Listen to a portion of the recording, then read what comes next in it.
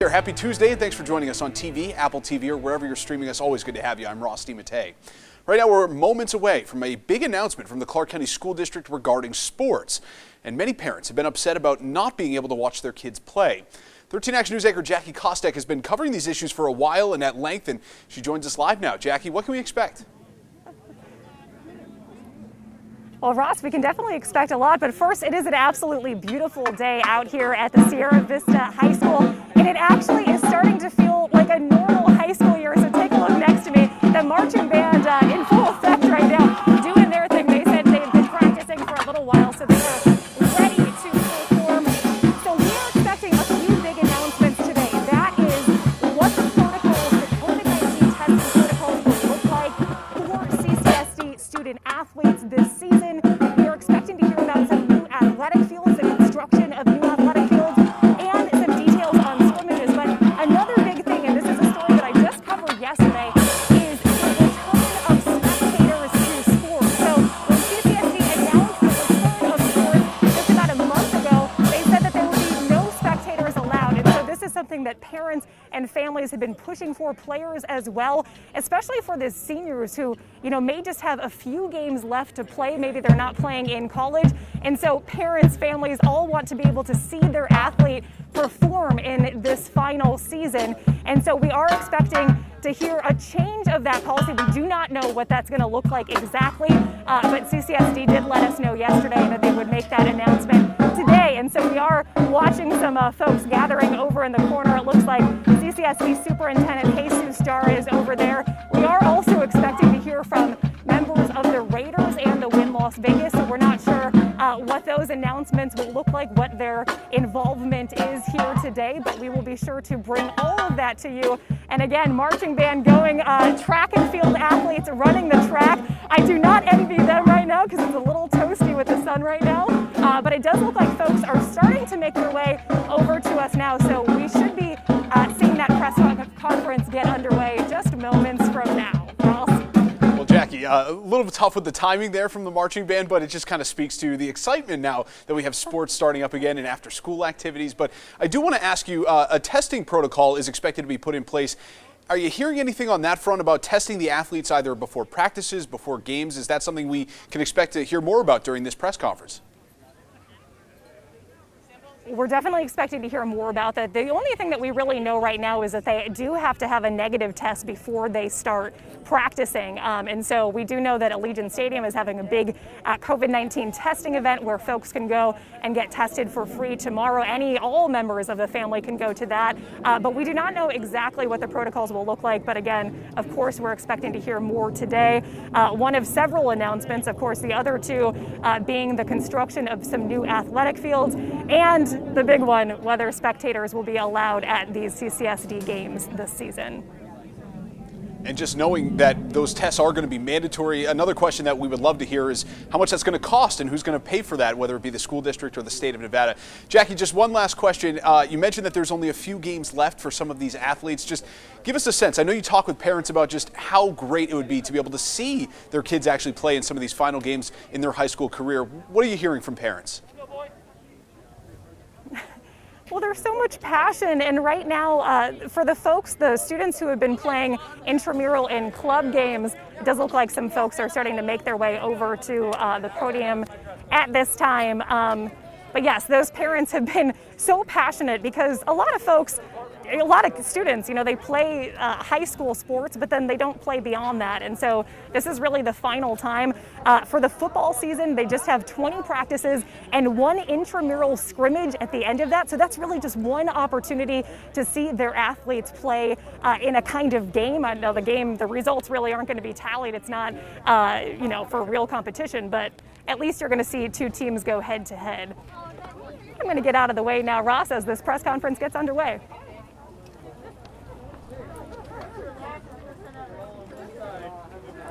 And we can see Dr. Jesus Jar there in the background, as well as some other CCSD officials just waiting to hear what the future of high school sports will hold for the rest of this particular school year. But we do appreciate Jackie's reporting there, battling the marching band and all the other noise. But again, a good sign just to see sports coming back, to see the marching band coming back. And We are expecting to hear from Jesus Jara and some of these officials about what this season will hold. Only a few games left for so many of these seniors, and really that's the key here is, are these parents going to be able to watch?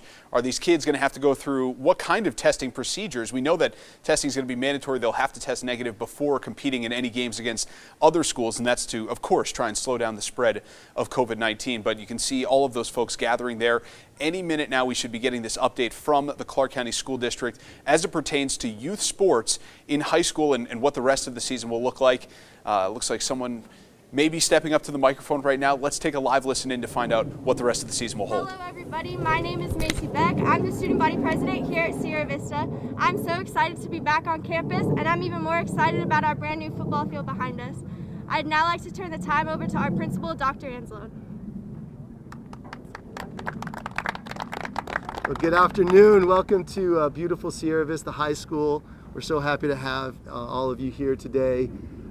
And we want to thank everybody, all the partners that came together to make this beautiful field, this beautiful complex happen. The kids are so excited. Those that are here and those that are home, they're so excited about this field and everything that's happening, and most importantly, to be back in school. So with that said, thank you again, and I want to turn the time over to our superintendent, Dr. Jara.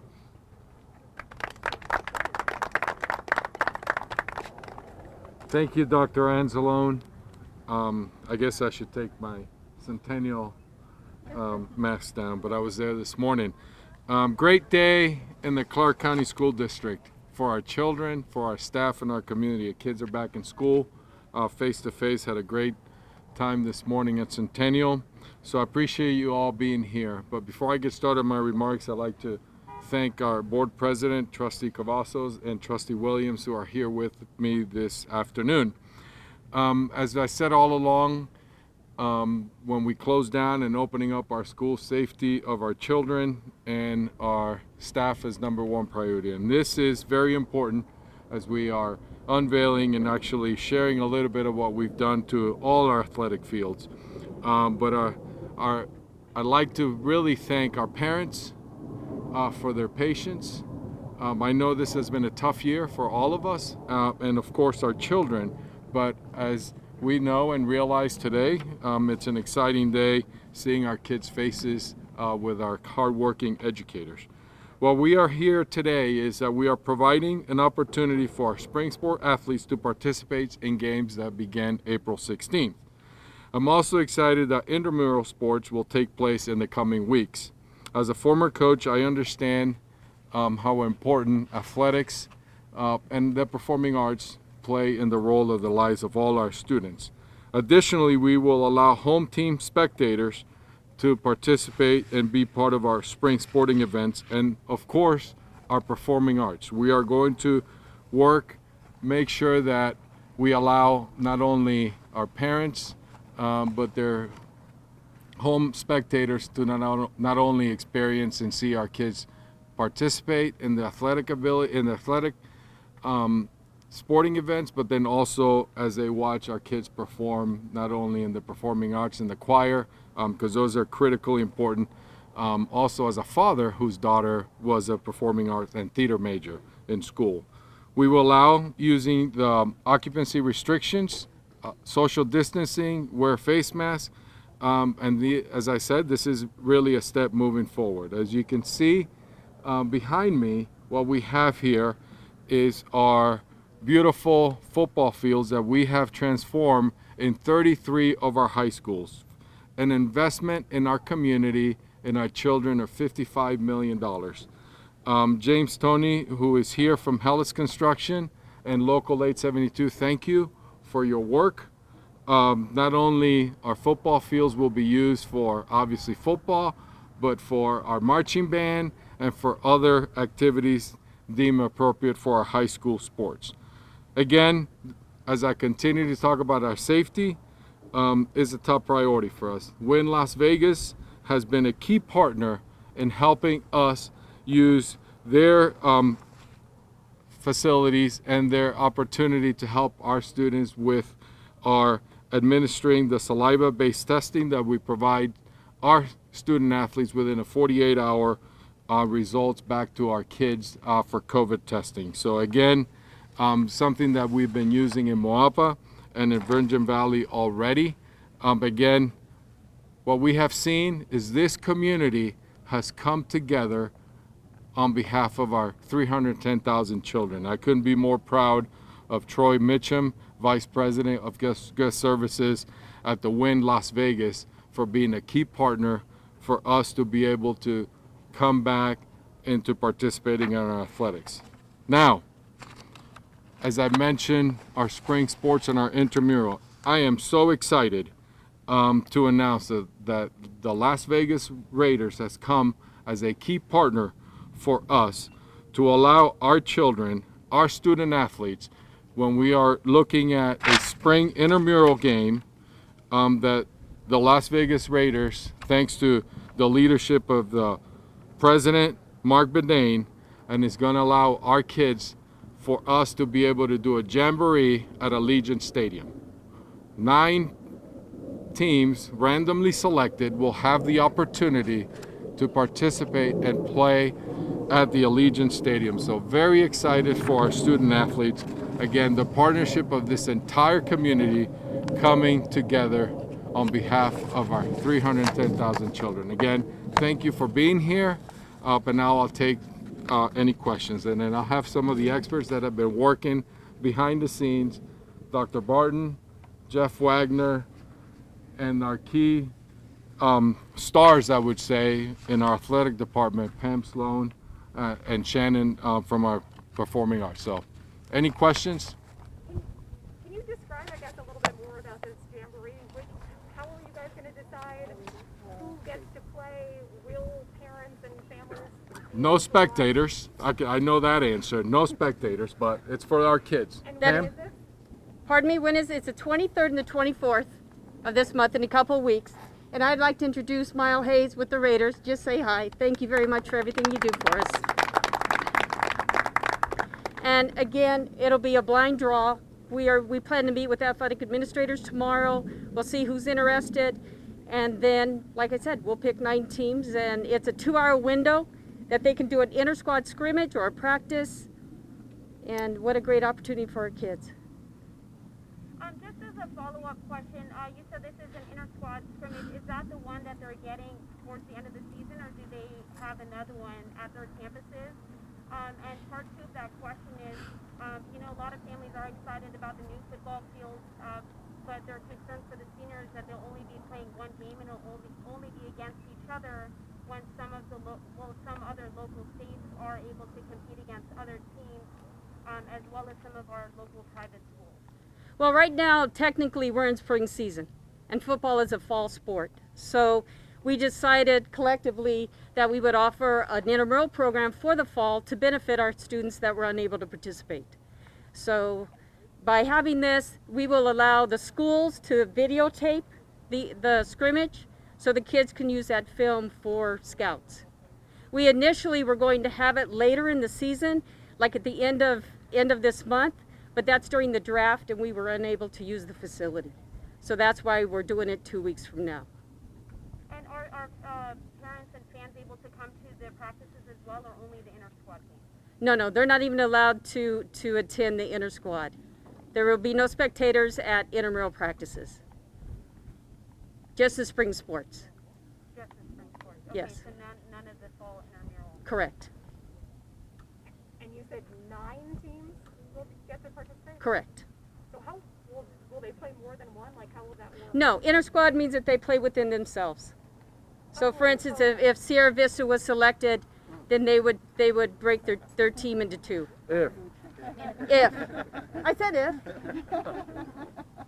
So can you just talk about some of the challenges that the district has encountered and just some of the things that you've had to overcome just to get the spring season underway? How much time do you have?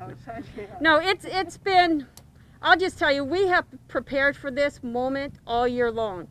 When we shut down a year ago, we started the planning stage, and every time things change with the governor's office, CDC, and CCSD, we tweaked our plan.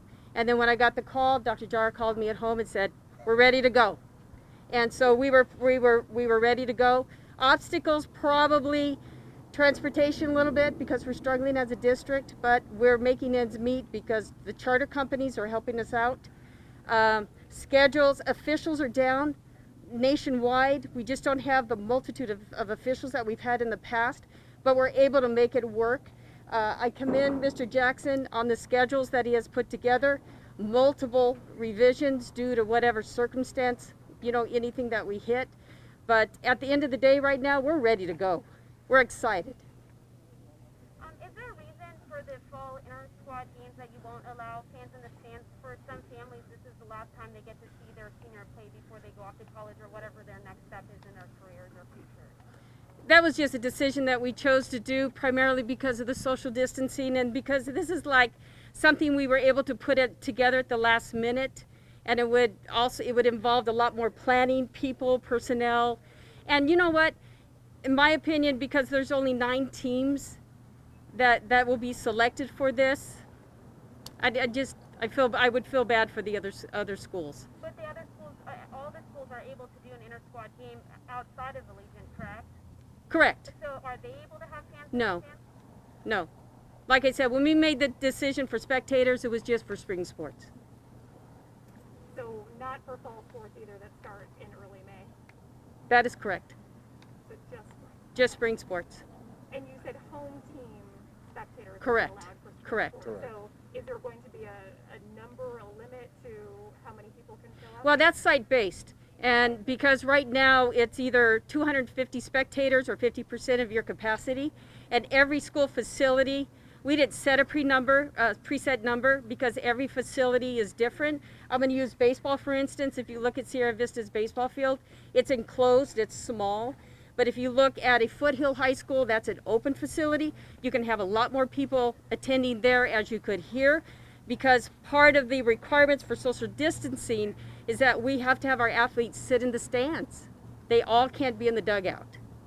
So that's left up to the schools to determine that number and how that looks like. What kind of partnership do you feel like you've gotten from the schools in the district and just kind of helping you get ready for the spring season?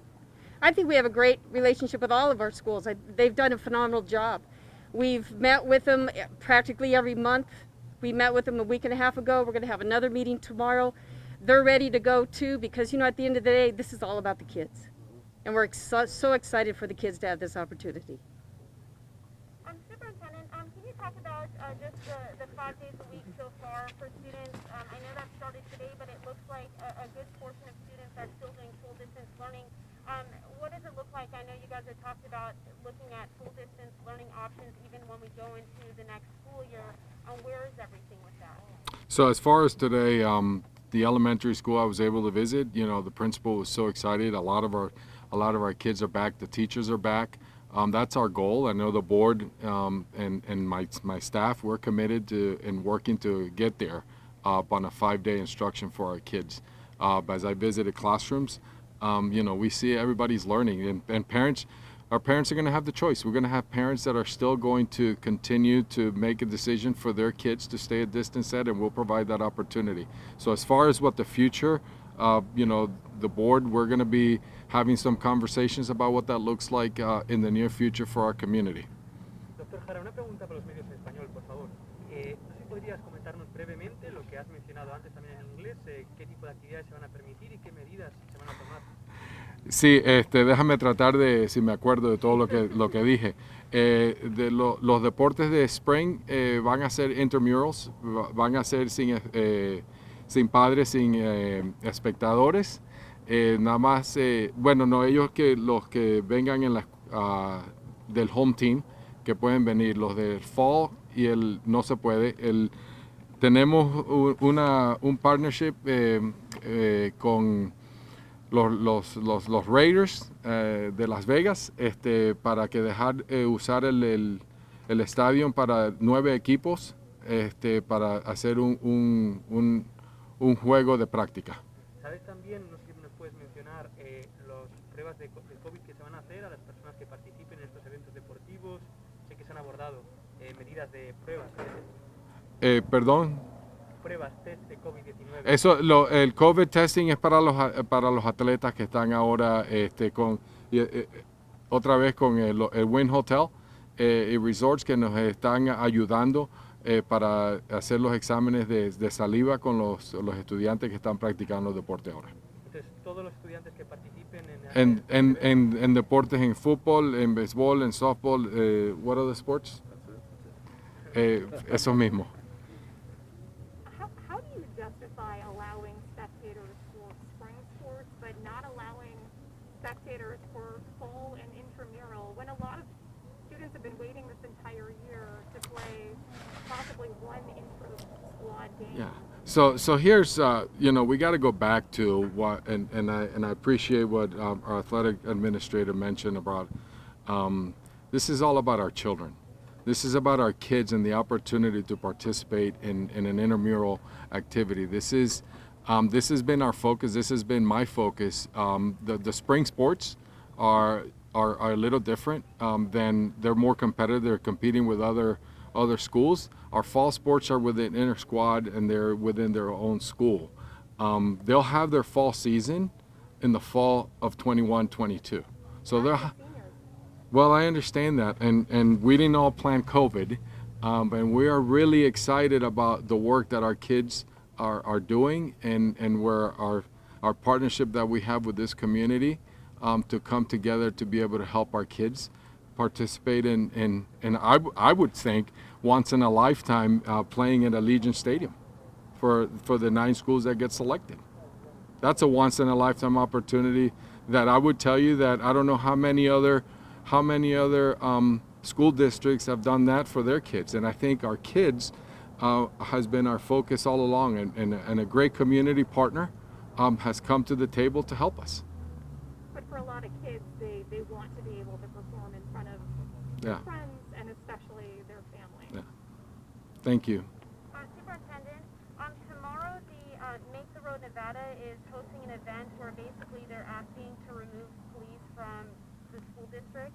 I'm basically saying that students often feel targeted by police, and there's a survey that essentially says that young people believe police and security at schools do not make them safe. Do you have any response to this event going on? I think everybody has a freedom to do as they desire. As a superintendent, and I know that the board, we've had this conversation, our police are critical to make sure that we maintain safety of our campuses and our schools and our staff. Last question, in terms of COVID-19 testing, allow Spanish. Thank you so much. Go ahead. ¿Vas a decirlo en español lo mismo que has dicho? ¿De la policía? Sí, gracias. El departamento de policía de nosotros es muy importante para mantener la salud y que estar safe en las escuelas para los niños y para los estudiantes y para los maestros. ¿Se plantea quitar los gas pimienta que reclaman? No, nosotros no estamos planeando eso. Gracias. Thank you.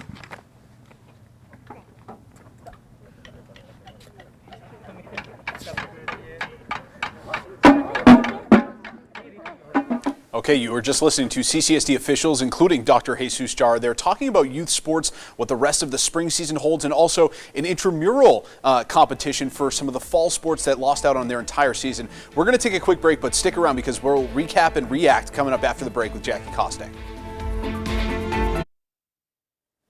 We are back now responding to that breaking news. CCSD leaders making a major announcement on youth sports for students. 13 Action News anchor Jackie Kostek was there for that big announcement, pressing our leaders for some answers, and joins us now live with the breakdown. Jackie, let's start with spring sports, where spectators will be allowed to watch in person. How's that going to work?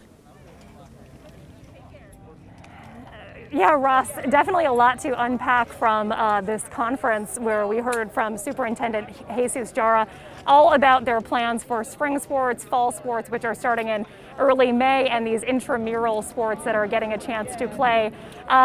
Spring sports will be allowed home team spectators in the stands, and each individual school will be deciding how to decide how many people are allowed. So that'll be based on capacity. It may go up to the current Nevada restrictions at 250 or 50% of the capacity that it can hold, but it will be up to schools individually, so they can really decide how they want to make that work. But I think it will be pretty disappointing news to a lot of parents and families of students who just play fall sports and the intramural sports. We know that football was just able to start practicing yesterday. We were over at Coronado High School yesterday afternoon for that. They just had a meeting. They have 20 practices, and that will end with one intra-squad game. Now, the big announcement here is that Allegiant Stadium and the Las Vegas Raiders have announced that they will allow 9 randomly selected CCSD football teams to actually compete against their own team. So it's an intra-squad game, and that's going to be held March 23rd and March 24th. But no spectators will be allowed, and no spectators are allowed at any of these fall sports, which again begin early May, and the intramural teams or games that are playing, sports that are playing. And so some good news for some folks, and I think pretty disappointing news for others. But we are out here at Sierra Vista High School right now live, and Ross, we will have a lot more coming in the later shows. Jackie, we appreciate the recap and you pressing for answers. Thanks so much. Let's send it over to Dan.